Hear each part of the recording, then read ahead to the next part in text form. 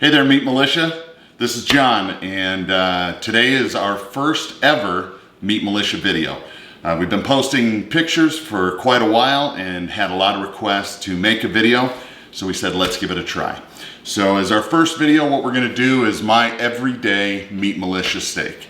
What I've done is went to Costco and bought a New York strip loin. And I'm going to show you how to break it down into steaks. And then I'm going to sous vide them, my favorite method of cooking steaks, and then sear them on the BLACKSTONE grill. So let's start with breaking it down. With all of the New York strip loins, you have a fat cap side and then the rib side. I like to cut from the rib side. It lets you, because sometimes the ends are not even. I also like to make my steaks about 2 fingers thick. If I'm going to dry age them, I'll usually go just a little bit thicker. So let's even up the end to begin with.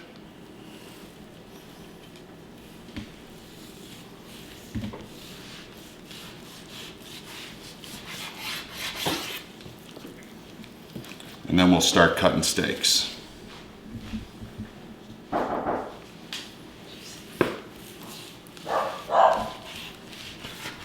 Someone's at the door. Wouldn't it figure the very first time we try this? Sounds like Brown Santa bringing some stuff. Brown Santa.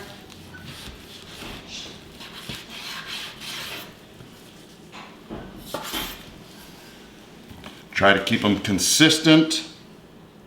Now when you're at Costco, these Costco New York strip loins are choice.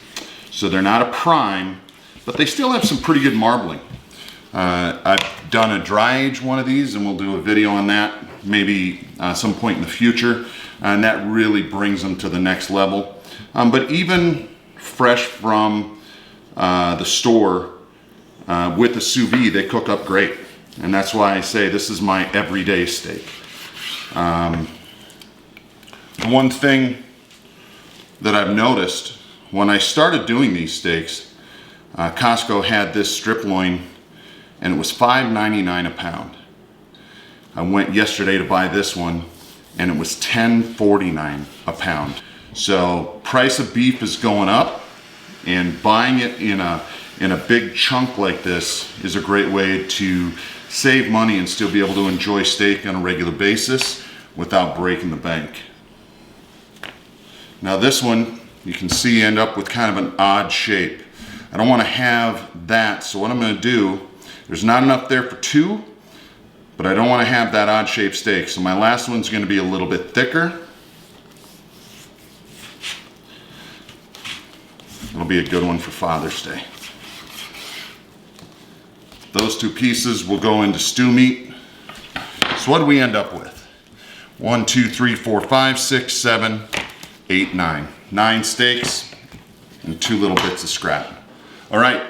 So now that we've got that done, stick around. I'm going to show you how I season these up and prepare them for the sous vide, and then we'll take it to the next step. Now my seasonings for today's steak is my go-to for all of my Meat Militia steaks. I do want to give a shout out to Guga at Sous Vide Everything and to Hungry Hussy. They both sort of inspired my base seasoning that I use on my steaks, especially when sous vide. So I have some garlic powder, sea salt, and black pepper. The things that I add, the contribution from Hungry Hussy, is I get a little bit of this beef, better than bouillon beef bouillon base. I smear this on kind of as my base. It adds a little extra beefy flavor. It also has a little bit of MSG in it, so it accentuates the flavor of the steak and everything else. And if you can find this, it's the umami powder. I bought this on Amazon. It adds that extra flavor, and what I find is it elevates the flavor of everything else. It elevates the salt, it elevates the pepper, it elevates the garlic. So be careful when salting, especially using the beef bouillon and the umami together. You can easily get to a place where it oversalts. So go light on the salt if you're going to use these other components. If you just want to use salt, pepper, and garlic powder, you'll never go wrong. But before I go ahead and season these, I do want to do a quick trim. We've got a little bit of excess fat on this one that we don't need. This really isn't going to cook out. This one doesn't look too bad. So I'm just going to do a quick trim and prepare these for seasoning.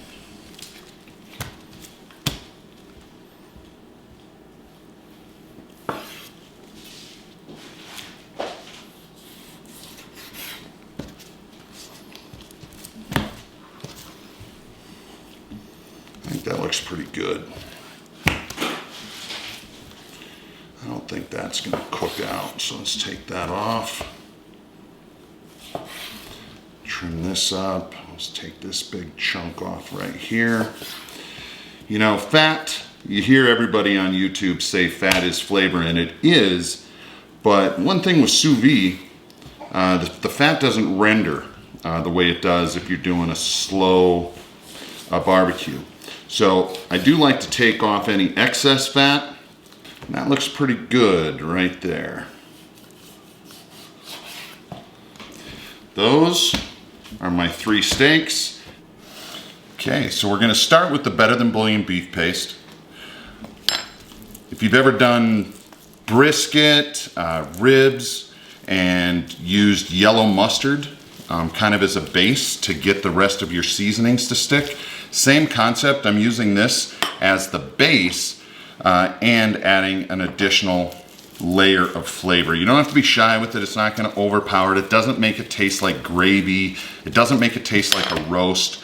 What it does is it adds a little bit of saltiness and a lot of beefiness. So I like the way that looks. I've got it rubbed on all sides. Next, I'm going to go with garlic powder. And again, these are big pieces of meat. I know it looks like a lot of garlic powder, and it is, but this steak is probably 2 inches thick. It needs the seasoning, so don't be shy. Pick up what's on the board on the edges.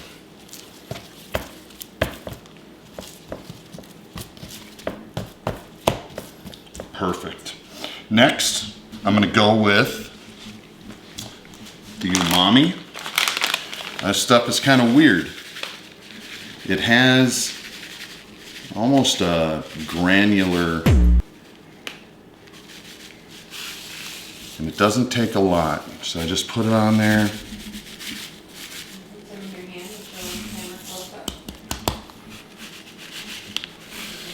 I don't know if the camera can pick up on that. What I said before is it kind of looks like fish food.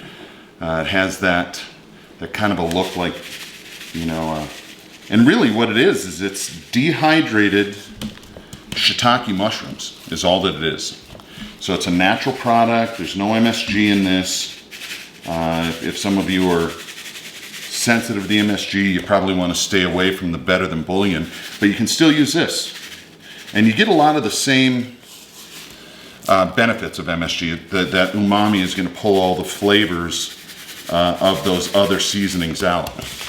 Now I've got my salt. You want to just take it easy on the salt because I've got the umami.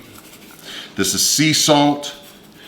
So sea salt is already not as salty as table salt.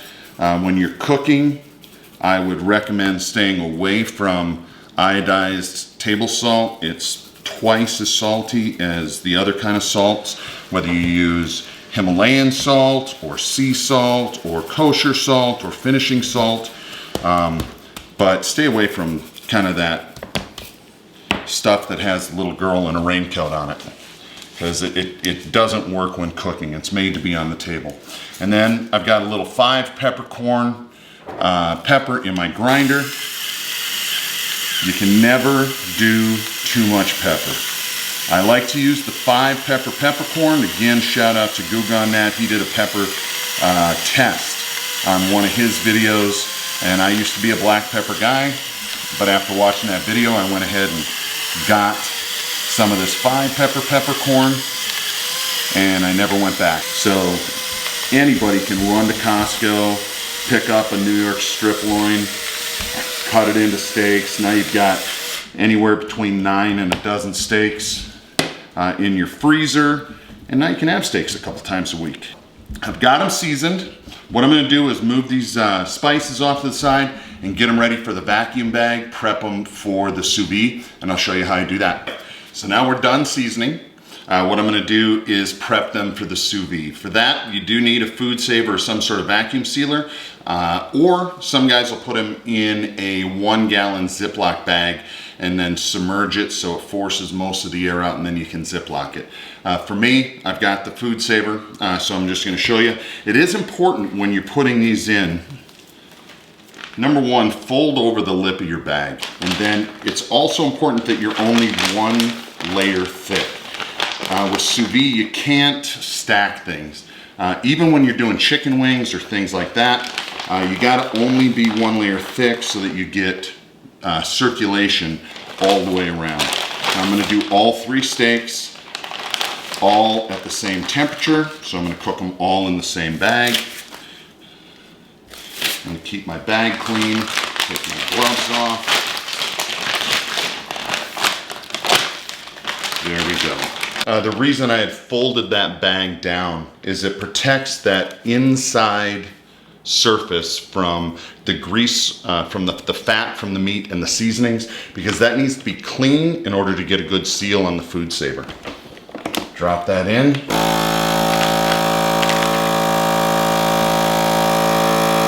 I like to pull it out so that it gets all those nooks and crannies. You want as much of the air out of there as possible.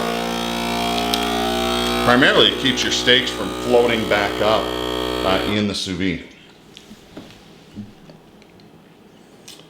And we're done. We're ready to go ahead and put it in the sous vide. So I've got the steaks seasoned, vacuum sealed in the bag. I'm gonna cook these for about 3 hours at 120. I might kick it up to 124 towards the end. The key is I wanna have it fully cooked at rare to medium rare before I put it on the BLACKSTONE to sear.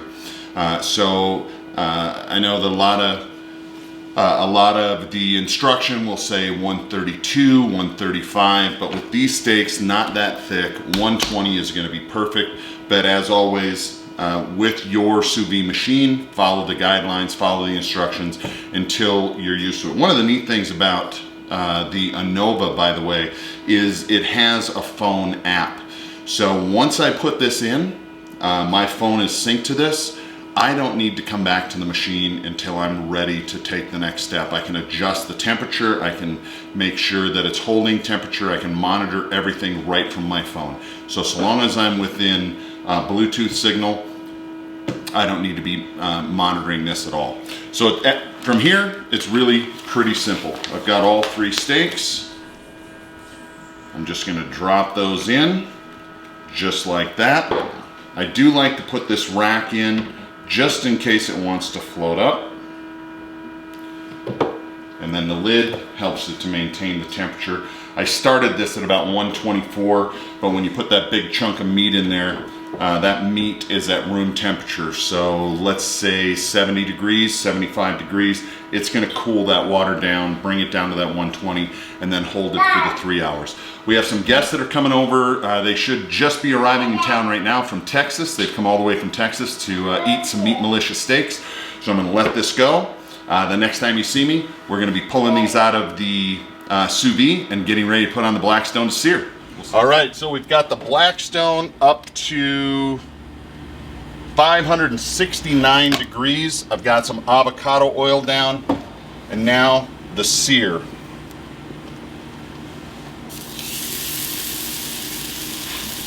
That's the sound you want to hear. When it comes to a sear,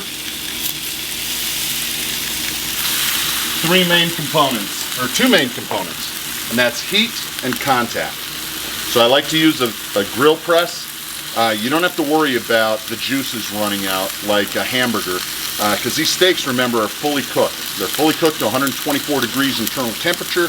What we're doing right now is getting a nice solid crust. So 569 degrees, we're gonna let that go for about 2 to 3 minutes. And look at that crust. Look at that. Same thing, another 2 minutes. While that's finishing up, I'm going to start a little bit of herb butter on the cooler side. And we'll baste this. I don't want the butter to burn, so I don't put it on the hottest part of the grill. But I will go ahead and finish these steaks just right at the end after the crust is formed.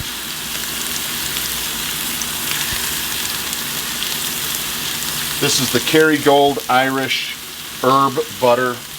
If you haven't tried it, you need to. Phenomenal.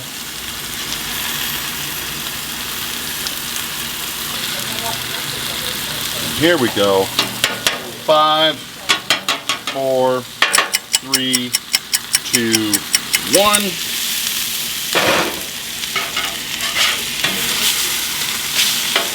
Got another beautiful crust. And all we're doing here is getting a little bit of this butter.